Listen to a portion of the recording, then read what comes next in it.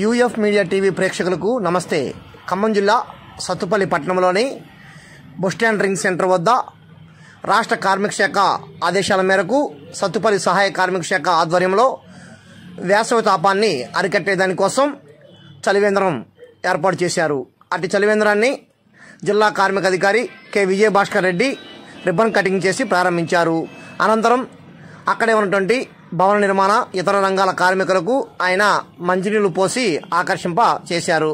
అనంతరం ఆయన మాట్లాడుతూ భవన నిర్మాణ కార్మిక సంక్షేమ చట్టంలో ఇతర కార్మికులు చేరకూడదని, అలా చేరితే చట్టపరమైన చర్యలు తీసుకుంటామని, అలా ఇతర రంగాల కార్మికులు చేరితే కన్నా కార్మిక శాఖకు కార్మికులు సమాచారం ఇస్తే అటు వారిని కార్మిక శాఖ బోర్డు నుంచి తొలగిస్తామని, ఆ విధంగా కార్మిక శాఖ సంక్షేమ చట్టాలను కార్మికులు కాపాడుకోవాల్సిన బాధ్యత ఉన్నదని అన్నారు. ఈ కార్యక్రమంలో కార్మిక సంఘాల నేతలు మరియు కార్యాలయ సహాయ అధికారి వెంగమ్మ మరియు జూనియర్ అసిస్టెంట్ శ్రీనివాస్ తదితరులు పాల్గొన్నారు. అటు వివరాలను మనం యూఎఫ్ మీడియా టీవీలో వీక్షిద్దాము. అందరూ మన ఛానల్ను సబ్స్క్రైబ్ చేయండి, లైక్ చేయండి, కామెంట్ చేయండి, షేర్ చేయండి, బెల్ ఐకాన్ నొక్కడం మర్చిపోకండి. యూఎఫ్ మీడియా టీవీ చలివేంద్రం కార్యక్రమాన్ని రిబ్బన్ కట్ చేసి మన district commissioner of labour Vijayabhaskar Reddy గారిని ప్రారంభించవలసిందిగా కోరుతా ఉన్నాను. అలాగనే మన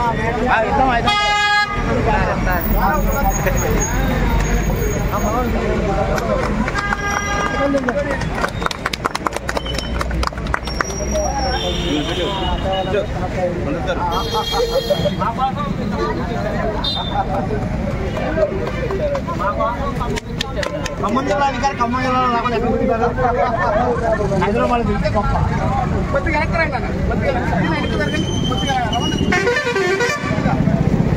అందరూ వచ్చేట్టు అందరూ వస్తున్నారు. ఈ యొక్క కార్యక్రమాన్ని నిర్దేశించే జిల్లా కార్మిక శాఖ కమిషనర్ గారు మాట్లాడతారు. రండమ్మా, కామెంట్స్ అందరూ దగ్గర రండి, నేను తర్వాత మళ్ళీ కొట్లాడతారు అందరూ డబ్బులు రాలేదని. కొద్దిగా కొద్దిగా ఈ షాప్లో ఉంటే బాగుంటుంది. పెళ్ళి అయింది,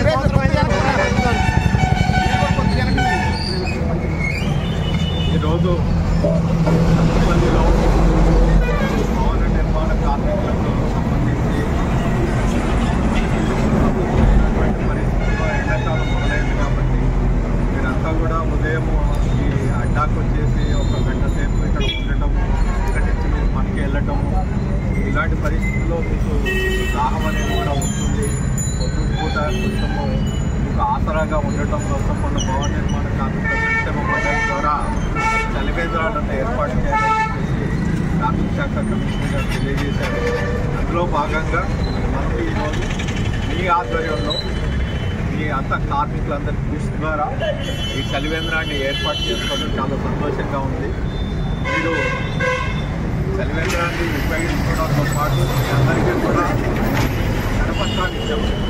దాంట్లో చదవగలిగిన వాళ్ళంతా కూడా చదవండి, దాన్ని 2-3 సార్లు చదువుకోండి.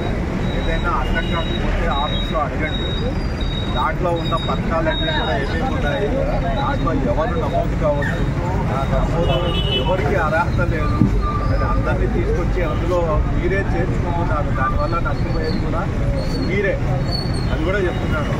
మీరు నిజమైన భవన నిర్మాణ కార్మికులు లేకుండా మిగతా ఇప్పుడు ఉదాహరణకి ఇక్కడ ఉండే హమాలీలో లేకపోతే అభివృద్ధి వ్యాపారంలో వాళ్ళందరూ కూడా వీటిలో చూస్తే ఆఖరికి మీకు వచ్చేటువంటి పథకాలు కూడా పోవడానికి అవకాశం ఉంది. కాబట్టి ఎవరైనా సరే మీరు ఆయన భవన నిర్మాణ కార్మికులు కాదనుకుంటే మీరే చెప్పండి. ఆఫీస్కి వెళ్ళినప్పుడు వాళ్ళు ఇలానో ఇదంతా దొంగ ఇంకా మీకు ఉన్నటువంటి పథకాల్లో మంచిగా ఇంకా ఏ విధంగా చేయొచ్చు అనేది చేయడానికి అవకాశం ఉంది. కాబట్టి వీటన్నిటిని దృష్టిలో పెట్టుకొని ఇది కేవలం ఒక మగవాళ్ళకే కాదు, ఆడ కార్మికులు ఇంట్లో కుటుంబంలో ముగ్గురు నలుగురు పనిచేసినా కూడా వాళ్ళందరూ కూడా అందులో నమోదు కావచ్చు. దాంట్లో ఏమీ ఇబ్బంది లేదు.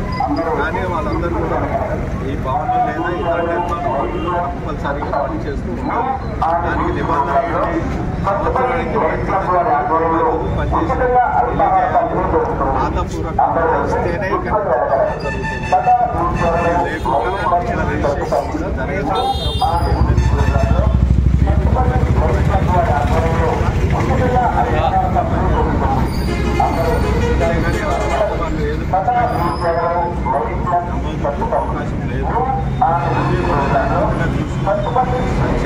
అవకాశాలు ఏదైతే ఉన్నాయో వాటిని జాగ్రత్తగా లబ్ధి పొందాలని ఈ అవకాశాలు నాకు ఇచ్చినటువంటి అందరికీ నమస్కారం. ఈరోజు విజయభాస్కర్ గారి చాలా అమూల్యమైన విషయాలు మనందరం చెప్పుకోవాలి.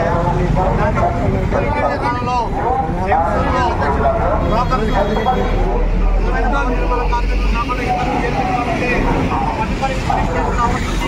వాళ్ళ దగ్గర డాక్యుమెంట్లు కాకపోతే ఆ ప్రజలకు వాళ్ళ